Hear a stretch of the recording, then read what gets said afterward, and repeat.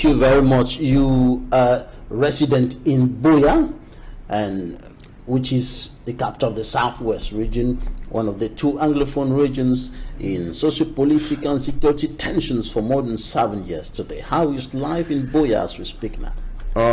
Life in Buea has been complex.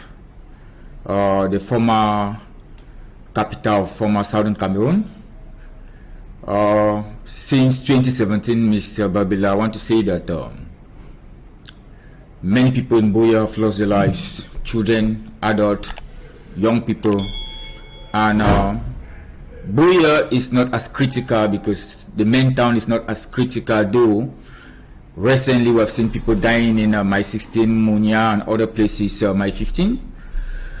But I want to say that when the crisis started in 2017, when the teachers striked, the lawyers striked, a lot of denizens of Buea came out to stand for justice, to stand for a better educational system, the Anglo-Saxon educational system, and the lawyers also stood firm. They came out and people were tortured, students were tortured, even the University of Buea, and locked up. I want to say that when Barrister Bala was taken to Yaoundé and Dr. Fontem, by then I was still a PhD candidate in the University of Buea while doing part-time. I was not a full-time lecturer by then. As a young politician by then, I went to the military court. I was ferried to SEC with some lawyers because when the lead lawyers of Sissoko and Co was talking, some gendarmes came in and said we're manipulating our phones, and we're taken. I don't even know what happened. We're handcuffed and taken, put inside an ambulance and taken to SEC, and investigations took place and were later on released, but not locked up. To tell you that I've been in Buea since 27 before the crisis and during the crisis, and I've observed everything, and I want to say that it's not been easy. Life has been difficult. Many people internally displaced in Buea, and the population is rising every day. People have migrated from Moyoka, people have migrated from all over, and they're in Buea because they see Buea as a green zone. And I want to say that though Buea is a green zone to an extent, it's not easy in Buea because the Ambazonians are still there, the Amba boys are still there on daily basis. They are exchanging guns with the state military on daily basis. And the situation remains quite volatile. I think that we need to solve the problem, and we know how to solve the problem, but a lot of bottlenecks to solve the problem. But I want to say that Mr. Babila, Jonathan, the situation in Buea is not the best because everybody's just trying to be prudent, but you cannot be prudent because with guns. Because there was a time in Buea that on Monday goes down, somebody was shot, and to say that a car was set ablaze, and it's not the first time. We've seen that in Munya, we've seen that in other places here in Buea, and we've seen where babies were killed. And I want to say that it's not a new phenomenon. We are experiencing it, and it's a time for us to take a retrospect about what has been happening to solve the problem, because 7 years is huge. Many people have died, many people have lost properties, many people have been displaced, they are living in hardship. And I want to say that there are internally displaced people in Buea. They don't have houses, and there are a lot of school drop out, and we have seen people who have been victimized and raped and so on because of the consequences of the war that's ongoing. I'll not call it a crisis again because a war between two parties that are fighting, and the grass is the one suffering, and the common man is suffering. There's economic crisis in Buea because of the crisis. Things are very, very expensive. There's inflation and so on, and many students have dropped out from school. But I want to say that Buea is better. And you look at CDC. Well, when we talk about CDC, that has been the powerful economic giant of Cameroon. I want to say that CDC has fluctuated to a greater extent, and many people lost their jobs. I've come across, because as a political analyst, I've come across many people. I've interviewed them, workers of CDC in Tico and other places.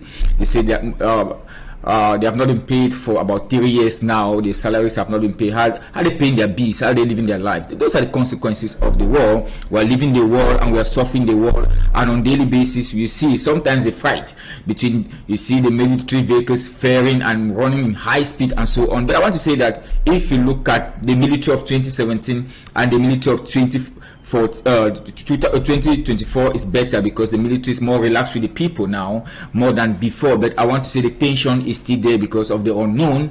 The fear factor is still there. The psychological dissonance is still there because people are still afraid of the unknown, because sometimes they call people black leg and you don't know where you find yourself. So I want to say that you don't know what can happen. What can happen at any point in time. I want to say that the crisis is still ongoing. Which way that man in the talk? Now, you know, he get a certain level of truth and reality for the, because he talk from a standpoint or from a view of somebody where he did for Buea. When I know very well say La Republic know right inside heart say Buea na capital for Southern Cameroon. Buea don't always be na the center point of this struggle. Where Buea fought today for hand by hand, Ambazonia don't get independence. And now for Buea way, Ambazonia get, you know, a state house. Now for Buea, the Ambazonia is state house. So that one be very symbolic. And when you talk about history, you know, if you undermine this particular aspect. My brother and sister, mommy and papa there, we know exactly how it go for Buea. You know, say this so they kill them, they did for their own side, for the Shua people them. Shua people. Who come for here, show me your phone. You be Amber no, you get Amber thing for your phone no. Now they share, now they make, now they communicate Amber for WhatsApp no, for Facebook no. These are the kind of people, now the kind of thing that kill they do. The cash for people, they go take budget for them. But people, they don't see all kinds of things. So, when I want to think, say this, so, okay, yes, Buea, of course, it is like a green zone, as that person talk. Wait till the green zone, it is like a safe zone. That means a place where, over, I know they happen there, you get a point.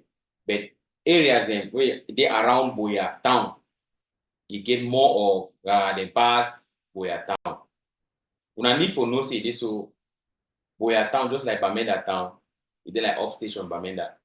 Upstation Bamenda, na for the way Kelebe and they know, they are stronghold for the entire Bamenda town. Na for the Kelebe and they are place that, na for the way colonial governor of the state, and na for Buea two way colonial governor of the state, Ukala Bilai, na for the way the state, and all a Kelebe, and for the get that they are so called GRA and all the like. So it's make a moon no say it get why way they so. But at the end of the day, in Kelebe they confirm code. Once they tell our brother the way they do inside Buea. Fako Action Forces and Mountain Lions, the one tell when I say when I place day. Now continue for whole and tight. Shake no day. Because now one of the highest places then that way can't reach it today. Like the public know they understand how Amber for inside Buea no the fall anyhow. Now the truth that no, you tell me when I don't hear say well, brother, the way they whole stick for ground zero for inside Buea in particular, they fall anyhow. They don't fall anyhow. This struggle within a tick tack. One day, monkey go market, no come back. Yes, and Amber will be free. Banana waiting for ripe was ripe. Thank you for watching. I hope see the video find well. Don't forget to share and for some other people they may they watch.